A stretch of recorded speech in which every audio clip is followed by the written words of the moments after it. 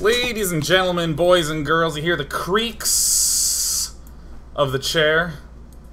It's because it's business time. It's time to do a little bit of dailyage here. Oh my god, I'm screwing up my normal introduction. Look, let me just do it normal style, okay? Tuesday, October 21st. One day before the 5-year anniversary of the Day 9 Daily. And we're still going to learn to be a better gamer. We're going to do a StarCraft show. And irresponsibly, I have forgotten everything I didn't tweet about the show. Oh my god, I didn't tweet about the show. Let's go ahead and open up my own website. Click on that, go to Twitter. Going live with an analysis of MMA versus YoDa from WCS EU. Happy face. In today's episode, we're going to watch MMA versus YoDa from WCS EU. Happy face. It's going to be a Terran versus Terran best of 7, where we need to understand this episode in the context of the last several weeks. I'm kind of trying to stay afloat. There's a lot of stuff occurring, so this episode got not enough preparation at all, but that's fine because we are not going to cancel the show. We're going to do a damn show, and we're going to talk about it from the notion of when does the inequality happen. Now, you have to understand that this is a mirror matchup to understand what I mean. Let us take a drink. So, actually, I think in any competitive game, mirror matchups get a really bad rap because it's hard to know where your edge is. Suppose for a moment that I am playing a very slow race and you are playing a very, very fast one. Well, okay, there's that inequality there of speed where you can exploit how slow I am by running around, and I can exploit how weak you are by trying to make you get into direct engagements. It's clear where the edge is and where the edge comes from. But when we have a mirror matchup, it's unclear. If we're both given the same toolkit, when do I have a thing that I can leverage to my advantage? So when we look at this Terran vs. Terran series, and I think Terran vs. Terran is a very, very beautiful matchup, we are going to be seeing all sorts of cool opening possibilities, as well as to answer that age-old question, when does the inequality come up? I didn't realize it was the 5-year anniversary tomorrow of the Daily until today, and then I was like, oh my god, I'm so glad the Day 9 Daily is not a girl that I am in a relationship with, and I'm just suddenly going, oh my god, an anniversary! Ah! Because that would be bad. But that's okay, because 24 hours notice is more than enough notice. I'll probably just...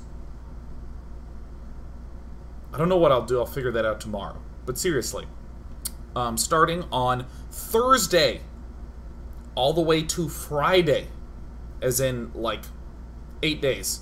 I'm just taking them off. Wednesday is just my last show for a little bit. Just taking some days off, so that way I can come a little bit more prepared, a little more rested, and a little bit more well thought out as we head into the show.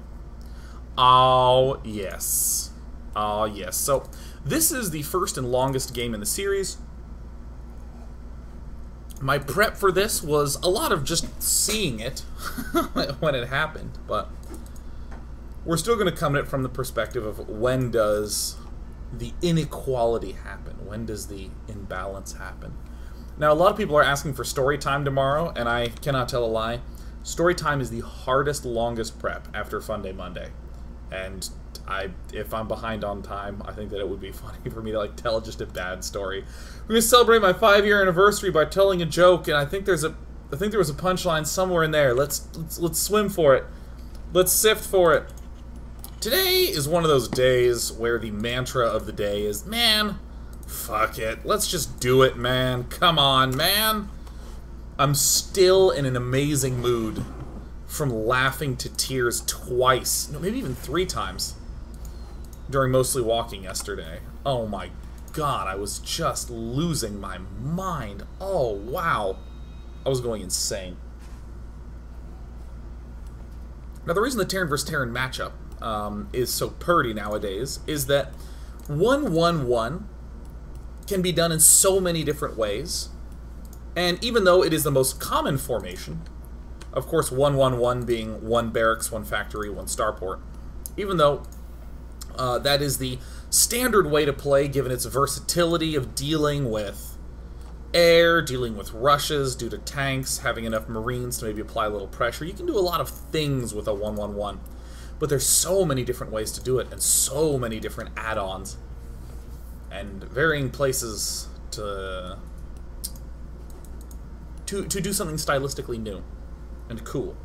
So we see MMA doing what I would call one of the strats du jour, one of the TVT plays of the day, to just go gas first straight into factory with the goal of getting a ridiculously fast starport, typically for a Banshee, but oftentimes for other things as well.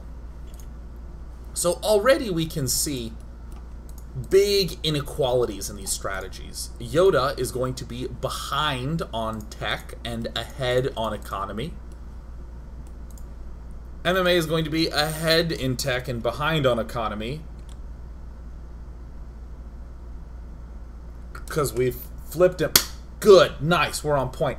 But I think something that is always, that can feel unintuitive, yet is super important, is not to worry about where you have screwed up, but to think about how you can use your edge to deal damage or to gain value. So for instance, in MMA circumstance, MMA is ahead in tech, so he should be doing things with his Banshee, should be doing things with his drops, marines. He should be using his varying tech to apply pressure, to deal damage. YoDa should be just trying to hold off stuff, so he should be thinking a lot more defensively, because he is ahead in economy.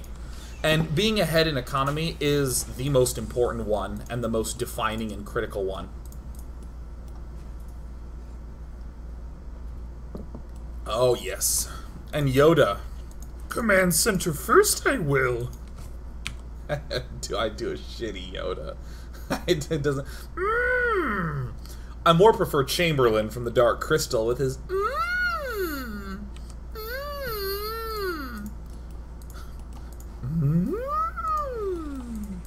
Chamberlain.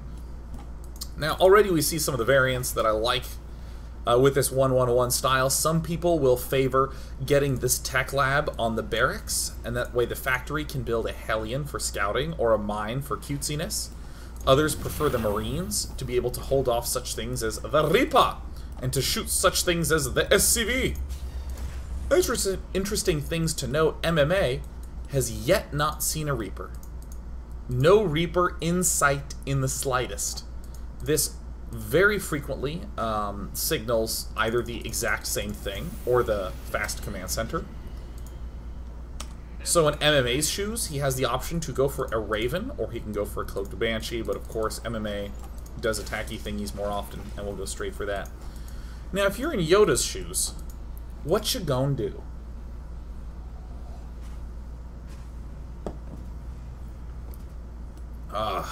Excellent. My biggest preference in this position is to go straight for a starport, get Marines, and get a single mine. This is just an all-round solid way to be ahead of someone who has gone for tech. Because the way that tech can slay you is obviously if Cloaked Banshees get in, or a bunch of Hellions get in, one of those tech-based choices.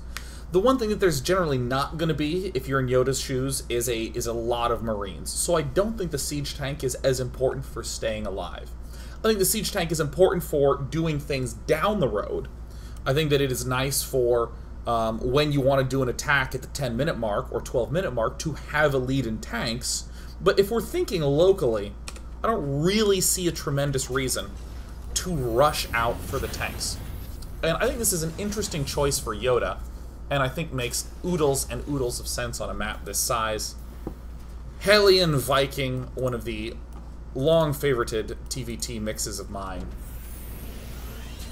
Nice work, YoDa. Loving it. Lifting, landing, and everything in between. Very nice scan timing. I'm liking this Widow Mine. It's cheap and effective against someone who's doing the identical thing because, keep in mind, MMA does not know what he is up against. Look at that mini-map. Look at it. Look at that mini-map. MMA, he sees nothing. Nothing. So I think it's very reasonable for him to be getting the mine, be playing a little bit more defensively. Missile turrets will go down. Maybe I should play Brood War tomorrow. Should play some big game hunters. Oh, that would be so glorious. What a glorious day. I think everything here is just fantastic from YoDa. He's playing very defensively. He's getting up his Vikings. He's getting up his Hellions. What could be bad? Tell me, what could be bad? What could be bad right now? Hellions are going to be able to hold off almost everything in low numbers. We have mobility to apply pressure. We have defense locked down super incredibly tight. What could be the downside? What could go wrong? Well, given that there's a chat delay, I'm not sure how valuable this is. Wait, can you not shoot? Wait, what went wrong? Wait a damn minute. Hold on. Hold the phone. Hold the front door. Hold my butt. Did this Viking not shoot? Oh, it is shooting. That must feel really weird to fire missiles at an object that is literally inside of you. It's just... Literally well thought out before I spoke. Literally. Oh!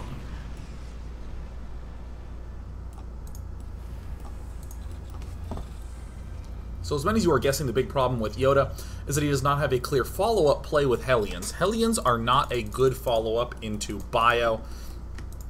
Great follow-up into Mech. Actually, I should say an okay follow-up into Mech, but... Oh my god. Yeah, there really kind of needs to be some good transitional components.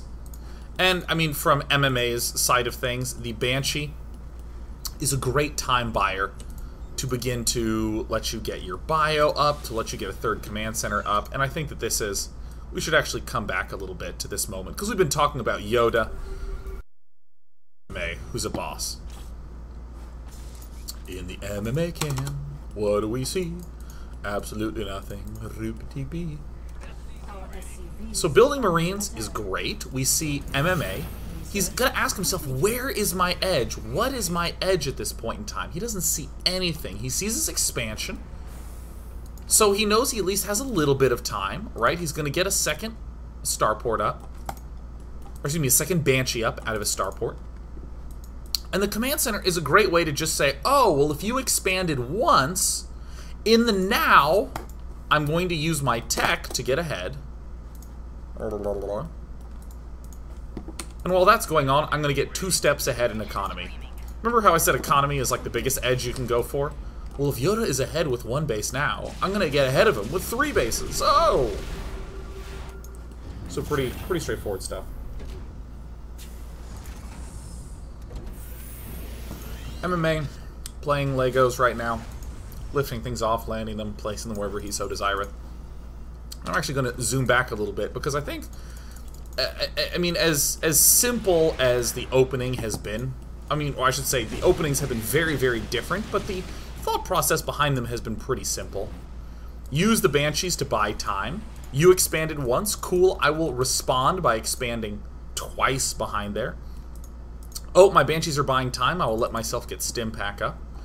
And on YoDa's side of things, stay calm, stay chill. And now comes, I think, my favoritist ever. Mech versus Bio. Like, when I saw this, I wanted to jump, man. This is some boss play. YoDa is going for what looks like a little bit of an awkward mix, right? He went Viking and then Banshee and then Raven. What? I mean, we have... Actually, screw this. Here, I'm going to come at this from a different angle. Let me crack my knuckles. Okay. So... There's a spider on the wall.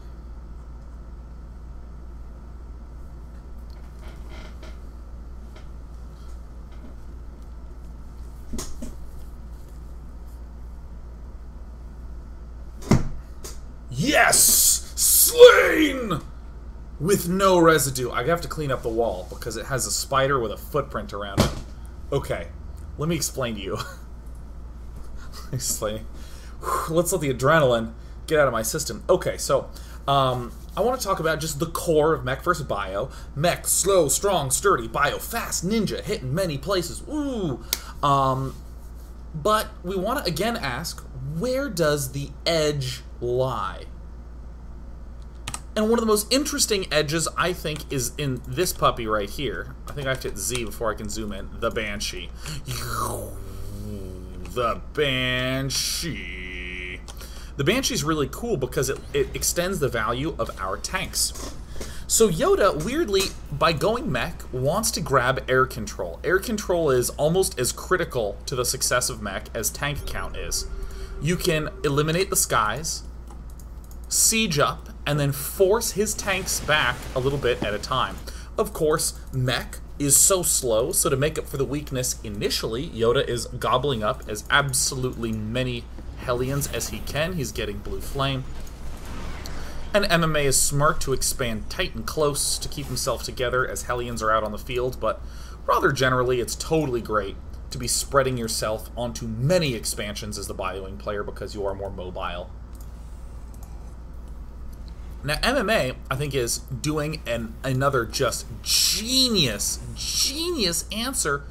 He, too, is getting a lot of Vikings. And this is something that is, I think, subtle but very MMA-esque. Most people understand that Marine Marauder medevac is stressful to deal with if you're going mech. It's really easy to lose. And you don't even need that much bio to threaten. What you do need, though, is to maintain some air control. Maybe not hard air control where you have the greater number of units in the skies, but at the very least, you need to have a reasonable amount of Vikings that your Marines can support it and that you don't get roasted in those air-to-air fights.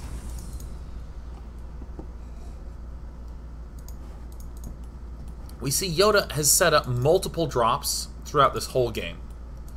Again, trying to just exploit the fact that a bio player is normally spread pretty thin. I don't think there's anything that amazing that was happening at this point in time. I did love this early starport a lot, though. This early starport was dope. We see an early fusion core to make sure, hey, YoDa, you better be going for air control. And even though this is cool... Oh, sorry, excuse me, there was a second starport I didn't talk about. But functionally the same. This is really cool. Look at this. Only 3 barracks. If you look at the production tab, you see that the extra 2 barracks produce here, but only these initial 3 in the main. Not a huge flood going all the way up to 8. Just these initial 3. And then, like, straight into battlecruiser. This is a pretty unusual way to play in bio versus mech. Typically, you do want to get up a significant air army. Battlecruisers are a great, nice touch, but many bioing players want to take a ton of expansions. But I think that this is pretty unique for MMA to get those that quickly, and then to couple it with lots and lots of expanding. And this is, I think, unusual because most of the time you're trying to exploit the immobility of the other player. And here what we're seeing out of MMA is he's trying to exploit a bad composition from the other player. So we're getting our behemoth reactor, but MMA is doing all the same things as usual. So I want you to note some things that you are not seeing. Typically, a bioing player is sitting closer to here, hitting on all sides, getting a lot of tanks. Look at the tank count. 1 from MMA. I mean, he has this factory, but he is not building tanks. He is cutting tanks in order to get battle cruisers up. Also look at production. What do you see in upgrades? 1 upgrades. He's cutting upgrades to be able to get battle cruisers. I mean, he is starting an engineering bay to go for double ups, But I think that this is the cool thing that let MMA get ahead in this game, is that he cut tanks to go for battle cruisers. Typically, a Bioforce is here at the front, but I think it's kind of a... there's this overcomplication that's easy to latch onto, which is that, ooh, my Bio and Marine are pushing back his slow tanks, which lets me expand.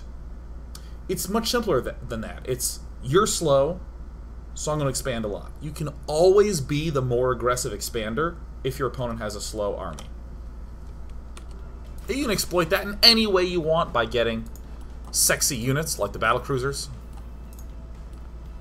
Or you can do it by being aggressive with the Bio. But MMA is like using his Bio defensively, which is kind of freaking odd.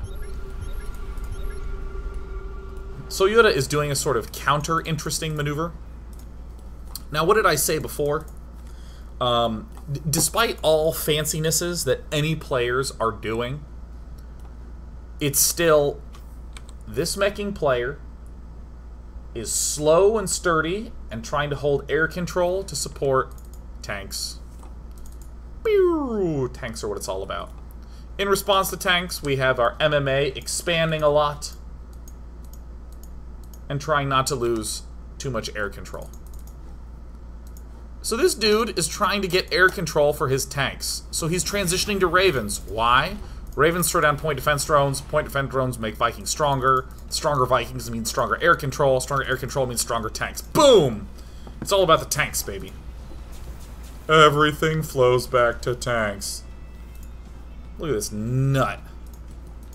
Command centers galore. Starports and more.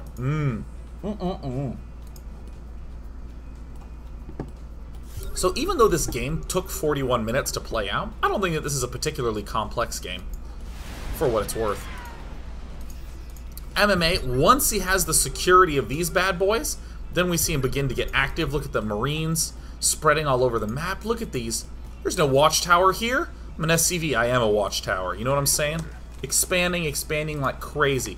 Command centers in the main. Why is that? So we can dish away some of these SCVs, free up more supply. For what? Battle cruisers. Hell yeah. YoDa's starting to realize, man, you have done nothing to put pressure on me. I built a lot of these Hellions earlier. These are not really of a lot of use late game. Better let them die so I can build more Ravens, Vikings, tanks, beefy units. What do we see out of YoDa? We actually see not that many factories. 5. These 2 have just been built. Air control. So important. So important. Marines are really the only good ground to air that Terran has. Did I just lie? Am I lying? No. No, they're the only good ground to air that Terran has. I mean, arguably a Thor. Come on, man. A Thor. No Thor. No Thor. Thors are bad at anti-air.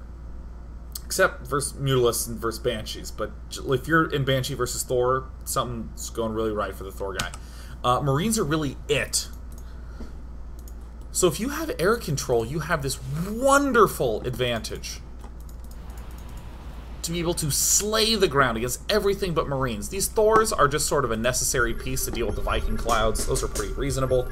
But I just don't think it's reasonable to view the Thors as the big key anti-air component. They're sort of like a little anti-air splash that's good to dish in there.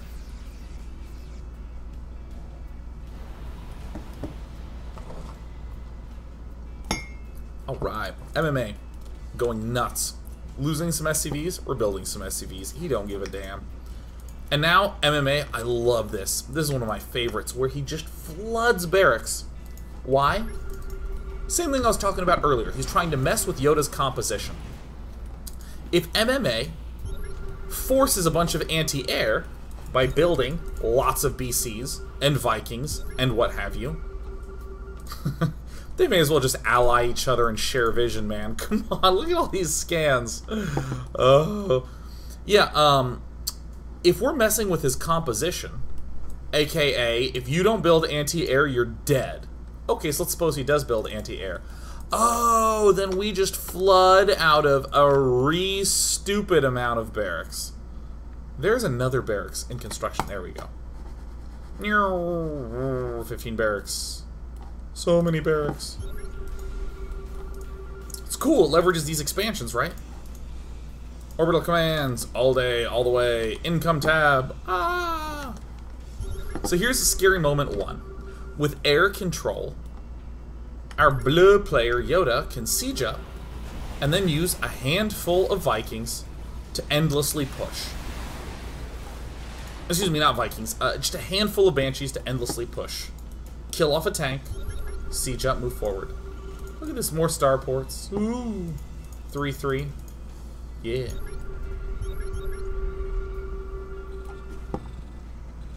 Now, in a typical mech game, this is very unusual for a mech player to be able to walk this far unimpeded. This is the sacrifice that MMA makes by going for this mixture. Honestly, I do prefer to go bio because I'd like to feel like I'm in his face and being boss, but hey. Nice moves from MMA. You're immobile, I will counterattack and hit you where you are weak. These are pretty common moves. He will almost guarantee get this. There's like no good way to defend against that. Boom, taking it down. But this is a problem.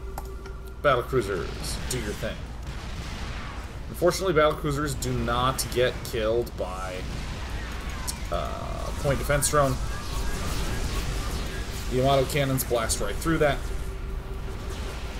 And now we have one of the most boring battles of all time. Point defense drone, point defense drone. Hunter missile, point defense drone. Now, when we say, where does the value come from? It's important that there is an answer. YoDa says, my value comes from point defense drone. MMA says, my value also comes from point defense drone. And Yamato cannon. Yamato is a great way to get an edge in these fights. And you're seeing MMA continue to exploit mobility by moving around to this side. YoDa kind of has to stay by his tanks and his turrets. MMA has the, well, at least has more freedom to swing around to these sides. If a battlecruiser has ever tried to run away from anything, it hasn't gone well for that battlecruiser.